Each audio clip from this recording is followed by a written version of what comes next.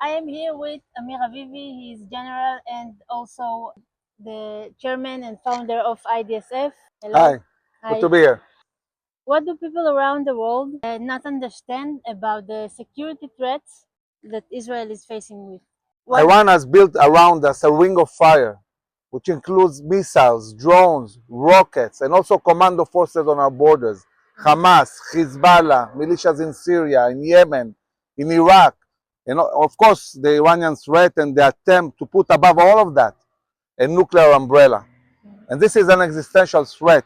The Iranian regime has been trying to produce tens of thousands of ballistic missiles. We see how devastating these attacks are. They are targeting civilians. They are shooting major cities in Israel on purpose, targeting civilians, and each hit is devastating. So we need to really dismantle completely, decimate their ballistic missile capability and their attempts to produce nuclear weapons. We know that if they will have a nuclear weapon, they won't hesitate to shoot it at Israel and then at Europe. We saw Iran shooting the island of Diego Garcia. It's 4,000 kilometers from Iran. This means they are producing ballistic missiles to attack Europe. These ballistic missiles can reach all the way to Paris. And this is what they want to do. So it's crucial not just for the region and for Israel, but for the whole globe, that this terrible apocalyptic Iranian regime will be dealt with and their capabilities will be dismantled. And they also lied about it. They said that their ballistic missiles are shorter, and we found out that those are lies, and they can shoot and they will threat the world. Definitely, they have been lying and manipulating for many, many years, but Israel has good intelligence. We also always share that with the world. And finally, also the US realized that this is an imminent threat we need to deal with, and we need to deal with together. And this is why we are fighting together to safeguard Israel, the region, and the world. Iranians have killed multiple Americans throughout the years. They call America the big Satan and Israel the little Satan. They want to start with Israel, but they want, at the end of the day, global domination. They're like the Nazis of our times, and you don't wait for them to become strong enough to really execute their plans. We're dealing with them now, and I really hope, and I hope for the Iranian people that they will have a change of regime, and they will see Iran, in an alliance with the West and becoming a democratic country, and not this terrible, regime that has been killing tens of thousands of Iranians and really terrorizing the whole Middle East. And we've seen in 2 years of war in Gaza and also seven fronts, we've seen that they are operating from from civilian areas. And can you explain about it? Yeah, so in Gaza, we had a very, very big challenge, and the same goes with Hezbollah, because these are terror organizations that use their own society as human shields. They build their headquarters in kindergartens, in hospitals, in UNRWA sites. They try to hide behind children and women and fight behind them. And this creates a very big challenge for the IDF to see how we can really minimize civilian casualties. And the way we do it throughout the war is, before any attack is conducted, is call the civilians to get out of the area to humanitarian zones, clear the area, and only then, deal with the terrorists and attack them. We saw Hamas, when we asked the people to get out, shooting people, their own people, terrorizing them, forcing them to stay in places, and use them as human shields. And this is terrible. They are terrible people. And we see today in Gaza more and more clans, militias, fighting Hamas alongside Israel. Today you have parts of the Gazan society who are fed up, who say these guys are terrorizing us. And the same is happening in Iran. Millions and millions of people want to get rid of this terrible regime. We should help them, both in Gaza and in Iran. Also, Iran is using the schools and places to operate from. Yeah, so as we are attacking Iranian headquarters and the military centers, they are starting to behave like Hamas. They are moving from their bases to schools, to kindergartens, to civilian areas.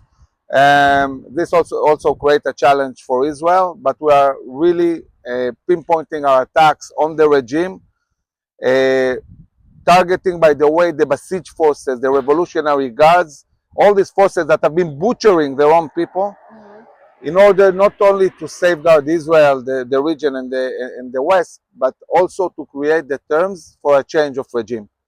And there will be a moment, I believe, when President Trump and Prime Minister Netanyahu will call the people of Iran to get out again to the streets, take over the country with Israeli and American air coverage, continuing to degrade this terrible regime.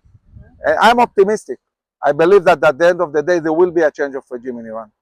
What do you think is the solution for the situation with the Palestinians, with Gaza? We have now the peace council that President Trump. So, what do you think about it? What do you think is the Well, in solution? Gaza, you know, Israel at present is controlling half of the Gaza Strip, but on the other side, Hamas is still controlling, you know, its own people and it's building itself again. So first and foremost, we need to dismantle Hamas if they don't lay down their weapons, just as they agreed to do. Israel will have no choice but to go in and dismantle them physically and demilitarize the Gaza Strip. I believe that there is no future dealing with terror organizations, and whether it's Hamas, Palestinian Islamic Jihad, or the Palestinian Liberation Organization, the Fatah, they're all terror organizations that incite, that promote terrorism. We need a complete change of paradigm, and the right solution, I think, is working with the local clans. We see it already in Gaza. We see how we are managing to work with clans in Rafah. We have a clan managing Rafah and a clan managing Khan Yunis and another one in the northern part of Gaza. Same goes with Judah and Samaria. We see in Hebron the clans coming together and saying, we don't want this terrible Palestinian Authority anymore. We want to be an emirate, like Dubai, like Abu Dhabi. We want to work directly with Israel and sign agreements. And I think the clan model, the emirate model, might be a very viable solution that will combine the need of Israel to live along defensible borders in the land of Israel, but also self-governance in those cities for the Palestinians and an ability to work together and promote economy and so on. I think that many Palestinians today are fed up with these terror organizations. Their lives have become very miserable because of them.